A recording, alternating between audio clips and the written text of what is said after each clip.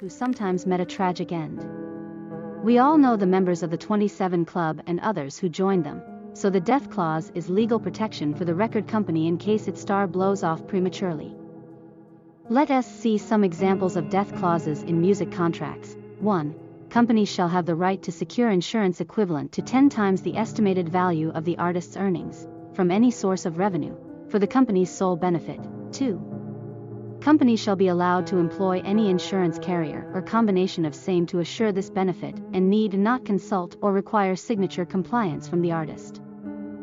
3. Artist or artist's estate shall have no right to review or claim the benefit of any such policy obtained by company. In short, the record label will take out a life insurance policy on the artist and reap any benefit if the artist cannot comply with production requirements. But what happens if the artist, being alive, cannot comply anymore with the company requirements? What if illness, drug addiction, or plain laziness were the cause? Well, we have to ask a terrible question. If an artist fails to perform or pay back advances, wouldn't the artist become more profitable dead? This is what a lot of people think is happening with the string of deaths that shook the hip-hop scene. Lil Peep, Mac Miller, XXXTentacion, and DMX are some of the hip-hop performers who lost their lives in recent years. A lot more didn't make waves on the media but are sorely missed by family and fans alike. Hip-hop stars are undoubtedly more exposed to danger compared with the rock stars of yesterday. Drugs, guns, gangs are the factors that caused most of the deaths amongst rappers. So maybe this series of deaths are just a consequence of the drugs and violence that ravaged the scene, or maybe this is what they want us to believe. Put your opinion in the comments below and subscribe. But now it's even crazier because they getting life insurance on artists. At least back then we didn't have that. Somebody told me that. Yeah. Is a label signing an artist in good faith taking a life insurance out on him? No, you praying on his death, praying on making millions on his death. Or are they being realistic though? Both. They're being realistic, and they, you're supposed to have life, life insurance anyway. When the label does it, if you don't have one, that's crazy. In the newest visual from the weekend's Dawn FM, we pick up right where we left off at the end of his video for Out of Time. In the cinematic universe of this album, Abel is trapped in a state of purgatory, stuck reliving the same night of vice over and over. He's enticed to stay in this state forever by the sins that attracted him to fame in the first place, the lifestyle of the after hours Abel, the nightlife, the celebrity status, and a love interest, who we see him play out a romantic scene with in the Out of Time video.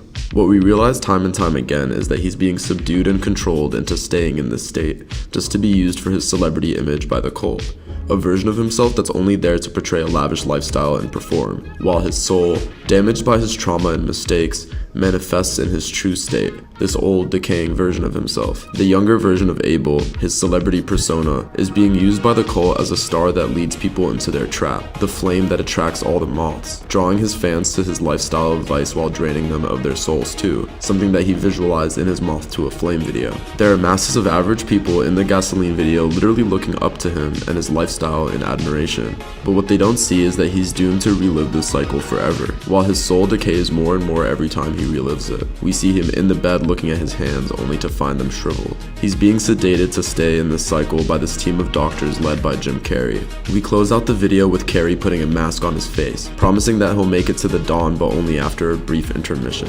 This process in this industry, what you must understand is, when you do sell your soul, you are allowed to live forever.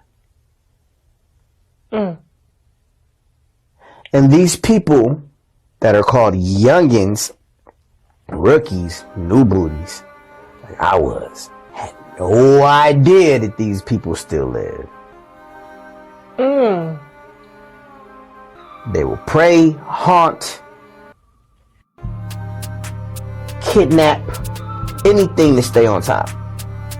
This is their world. They have nothing but time. This process breaks down every aspect of him, even his identity. Abel stops knowing who he really is anymore, after existing as this younger version of himself but waking up to his true form, an older and decaying self. The slow destruction of his identity as he becomes more and more indistinguishable from the role that the cult wants him to play is represented by the mask placed on his face. The older version of himself has visited him on multiple occasions to wake him up to the truth, warn him to get out of the cycle before he's out of time. And those warnings seem to finally be working by the time we get to this animated music video for How Do I Make You Love Me, which opens right where we left off. He snaps out of it, gets up off the bed where he's been induced into this state, and escapes from the hospital and the doctors controlling him. So, let's deal with some things. Let's deal with some things. Let's see what I got here. Let's deal with some of these Gnostic scriptures. Now, they're saying that the reason why when you die and you reincarnate is because if you don't have a certain amount of knowledge, there's certain things that you can't pass through certain gates and doors of the spiritual realm. So therefore, Yaldabaoth gets you and spits you out through his tail, and you come back and reincarnate again. So it's actually, this particular entity is keeping you in slavery on the earth. You see what I'm saying? And that's why you can't get anywhere. That's why they tell you, and C. Freeman L. used to say, you can go, but if you don't have a certain amount of knowledge, you will come right back and reincarnate. So what we're going to do now is we're going to read the actual scriptures. So they had this particular entity named Yaldabaoth.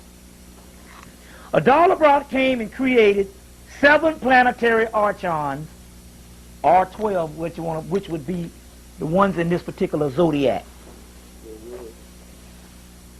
Now, to right the wrong, Newt said, because this was an evil person, he first rose up and then bothered to look up above him and see Sirius and the other gods. He said, I am a jealous God, and let it be known I shall have no gods before me.